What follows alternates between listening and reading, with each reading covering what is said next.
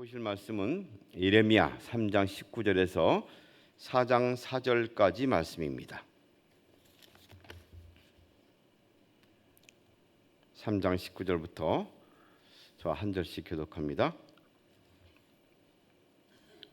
내가 말하기를 내가 어떻게 하든지 너를 자녀들 중에 두며 허다한 나라들 중에 아름다운 기업인 이 귀한 땅을 내게 주리라 하였고, 내가 다시 말하기를 너희가 나를 나의 아버지라 하고 나를 떠나지 말 것이니라 하였노라. 그런데 이스라엘 족속아, 마치 아내가 그의 남편을 속이고 떠나가면 같이 너희가 확실히 나를 속였느니라. 여호와의 말씀이니라. 소리가 헐벗은 산 위에서 들리니 곧 이스라엘 자손이 애곡하며 간구하는 것이라. 그들이 그들의 길을 굽게 하며 자기 하나님 여호와를 잊어버렸음이로다. 배역한 자식들아, 돌아오라. 내가 너희를 배역함을 고치리라 하시니라. 보소서, 우리가 주께 왔사오니 주는 우리 하나님 여호와이심이니이다. 작은 산들과 큰 산에서 떠드는 것은 참으로 헛된 일이라. 이스라엘의 구원은 진실로 우리 하나님 여호와께 있나이다. 부끄러운 그것에 우리가 청년의 때로부터 우리 조상들이 산업인 장대와 소떼와 아들들과 딸들을 삼켜 싸운즉 우리는 수치 중에 눕겠고 우리의 치욕이 우리를 덮을 것이니, 이는 우리와 우리 조상들이 청년의 때로부터 오늘까지 우리 하나님 여호와께 범죄하여 우리 하나님 여호와의 목소리에 순종하지 아니하였음이니이다. 여호와께서 이르시되 이스라엘아, 네가 돌아오려거든 내게로 돌아오라. 내가 만일 나의 목전에서 가증한 것을 버리고 내가 흔들리지 아니하며 진실과 정의와 공의로 여호와의 삶을 두고 맹세하면 나라들이 나로 말미암아 스스로 복을 빌며 나로 말미암아 자랑하리라.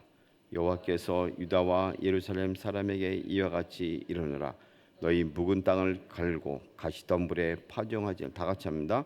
유다인과 예루살렘 주민들아, 너희는 스스로 할례를 행하여 너희 마음 가죽을 베고 나 여호와께 속하라. 그리하지 아니하면 너희 악행으로 말미암아 나의 분노가 불같이 일어나 사르리니 그것을 끌 자가 없으리라. 아멘. 생전에 저희 숙부께서 산에서 염소를 치며 늘 부르던 찬송이 있었습니다. 우리가 함께 불렀던 돌아와 돌아와, 이 찬송을 부르셨는데, 그때 저희 형수였던 저희 어머니께서는 뭘 맨날 돌아오냐고 이렇게 비아냥거리면서 그 노래를 들었답니다.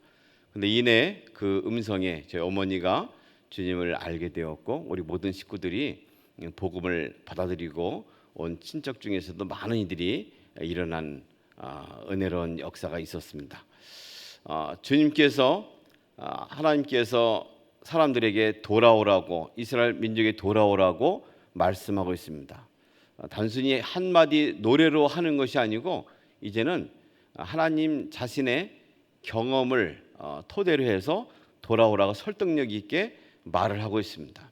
하나님이 어떤 일을 경험하셨고 그걸 토대로 해서 말씀하셨을까요? 오늘 말씀 보면 내가 말하기를 내가 어떻게 하든지 너를 자녀들 중에 두며 허다한 나라들 중에 아름다운 기업인 이 귀한 땅을 내게 주리라 하였고, 내가 다시 말하기를 너희가 나를 나의 아버지라 하고, 이 한마디로 말하면 하나님이 자녀들 가운데 두었고 또 아버지라 부르도록 허용했다는 겁니다. 그리고 땅을 주셨다는 것이죠. 이걸 조금 쉬운 성경을 보면 이렇게 말합니다. 나는 너희를 입양하여 내 자녀로 삼고 좋은 땅을 주었다. 이 입양에 대해서 가장 좋은 예는 하나님이 자녀를 입양한 것을 들 수 있습니다. 하나님께 입양하면 그것은 틀림없는 것이죠. 하나님이 모든 걸 다스리고 인도하기 때문에 그 삶이 보장되는 것이죠. 아버지라 부를 수 있고 심지어 땅을 유업으로 얻게 되어서 미래가 열리게 되어 있습니다. 요 수사기 사거리에서 남양초까지 은동교가 그 도로를 입양했습니다. 화성시에서 하는 사업인데, 입양하니까 우리는 한 달에 한 번 정도 최소한 가서 정리하고 청소하면서 도로를 깨끗게 합니다. 하나님이 자녀를 입양해서 그들에게 땅을 주었기 때문에 그들에게 있어서 더 이상 무엇을 바라고 무엇이 부족함이 있었겠습니까? 그런데 그들 삶 가운데에서 그렇지 못했음을 말합니다. 하나님은 기대도 컸을 것입니다. 너희가 나를 나의 아버지라 하고 나를 떠나지 말 것이니라. 큰 기대를 가지고 하나님과 함께함에 아름답고 축복된 인생을 꿈꾸도록 길을 열어놓으셨습니다. 그러나 안타깝게도 그 결과는 참담했습니다. 아내가 그의 남편을 속이고 떠나간 같이 너희가 확실히 나를 속였느니라. 마치 남편을 떠난 아내처럼 이렇게 음란한 짓을 해서 부정해서 정조를 지켜야 할 의무를 저버리고 떠난 아내처럼 버렸다고 말합니다.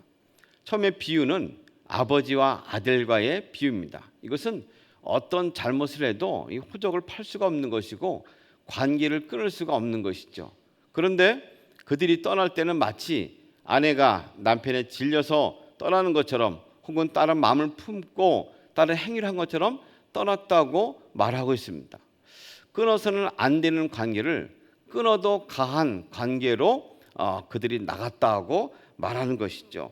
이제 그런 이스라엘 백성을 향해서 하나님께서는 이제 내치고 관계를 끊어버렸다고 하지 않습니다. 그럼에도 불구하고 계속해서 돌아오라고 말합니다. 용서해 주겠다고.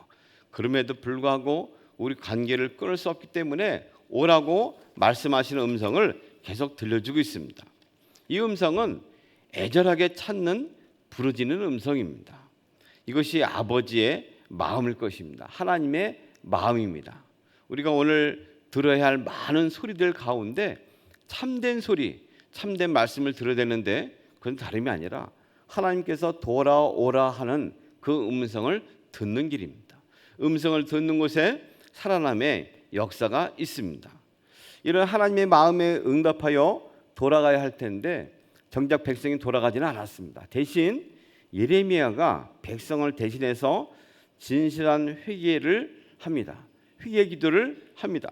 언덕 위에 우상을 섬기는 어리석은 죄가 있었음을 회개합니다.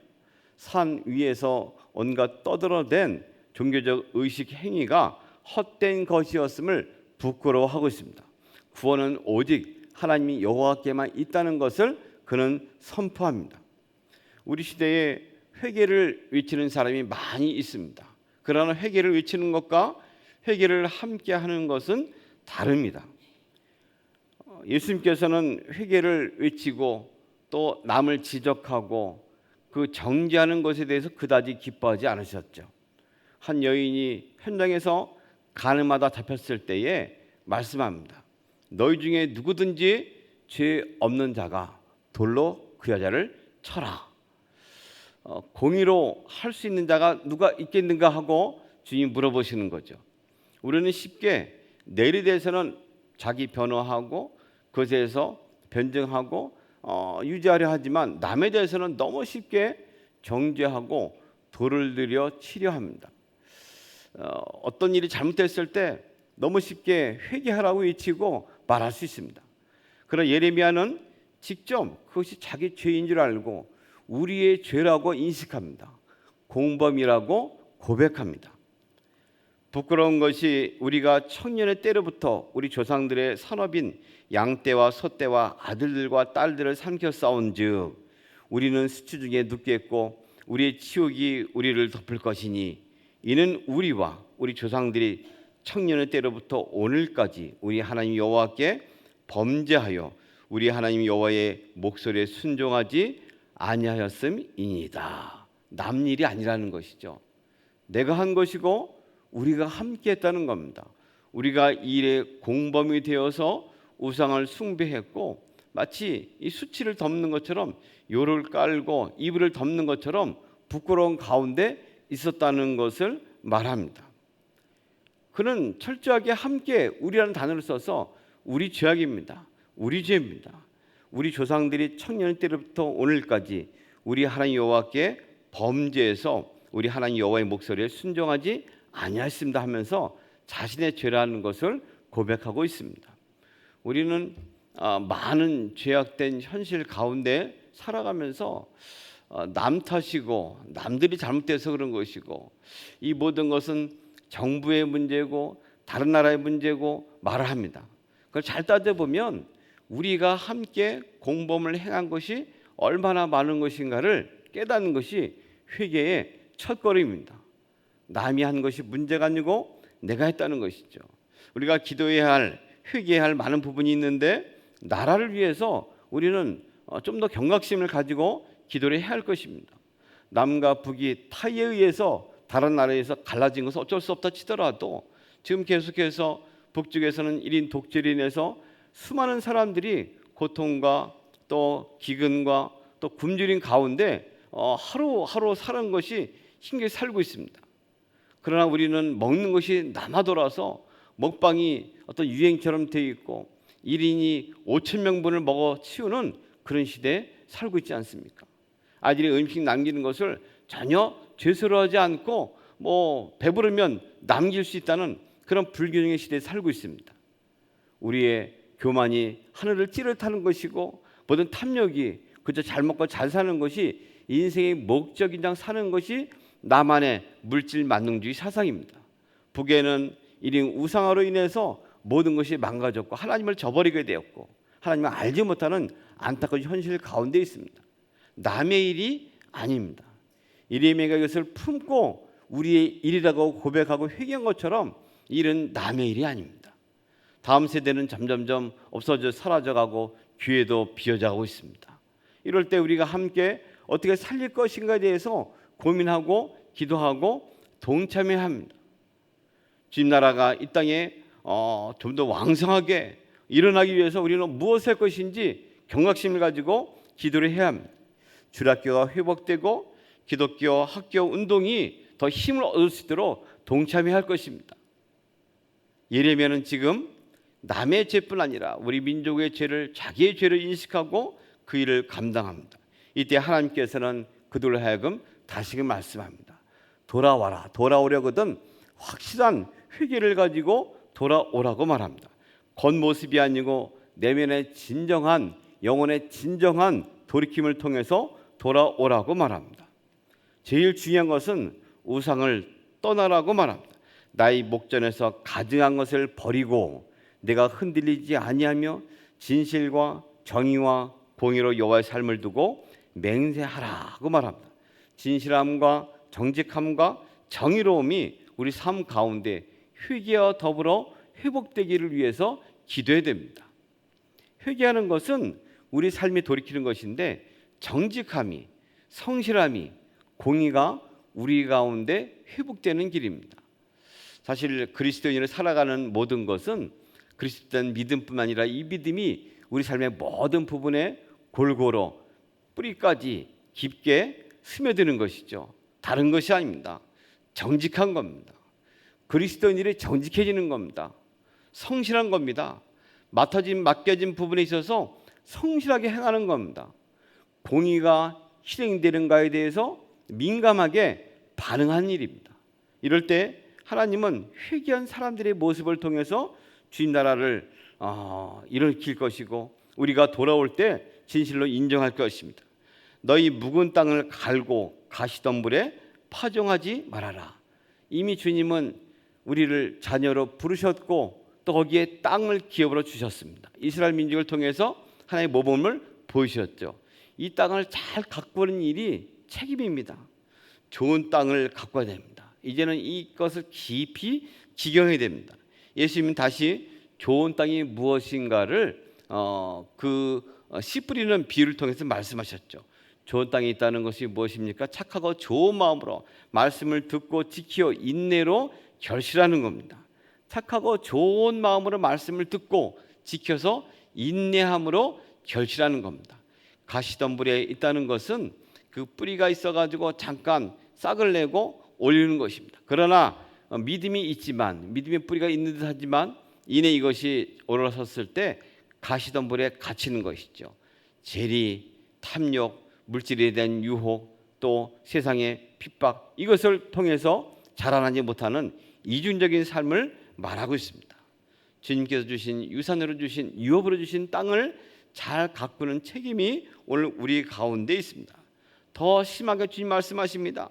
스스로 할례를 행하여 너희 마음의 가죽을 베어라. 마음의 가죽을 베어라. 육신의 가죽을 베는 육신의 할례가 아니고 마음의 할례를 행함으로써 오라고 합니다. 마음의 피부를 벗겨 내게 돌아오라고 말씀합니다. 피부를 벗기는 아프고 갈급한 심정으로 동참을 할 것입니다. 정말 다행이고 기쁘고 희망적인 것은 돌아갈 곳이 있다는 겁니다. 그것이 바로 주님의 품이라는 사실입니다. 하나님께서 회복시키시길 원하시고 돌아오시기를 간과가 있다는 엄연한 사실입니다. 우리가 오늘 그냥 회개하고 나가는 것은 막연한 어떤 회복이 되고 우리 생각하는 물질의 다시 회복이 아닙니다. 하나님 품으로 돌아가는 길입니다. 주님 주시는 이상과 주님 주시는 꿈의 세계로 돌이키는 겁니다. 주님 안에 있으면 진정한 행복이 회복될 것이고 주님 주시는 영원함이 우리 가운데 있음을 누리게 될 것입니다. 주님께 돌아가는 은혜로운 하루가 되기를 소망합니다. 더불어서 우리 민족과 함께 이 아픔을 놓고 기도하면서 진정한 회복이 있기를 간구하는 복된 시간들 하루 그런 만남이 이어지기를 주님의 이름으로 소망합니다. 하나님 아버지 고맙습니다. 오늘도 주님께서 예레미야 선지자를 통해서 회개의 부르심에 응답하기 원하시는 간절함을 봅니다. 아버지 이 땅 이 민족을 긍휼히 주시고 다시 한번 회복하는 은혜로운 역사가 오늘도 우리의 삶을 통해서 일어나게 하여 주시옵소서. 성실과 정직으로 우리를 구원하여 주옵소서. 예수님의 이름으로 기도합니다.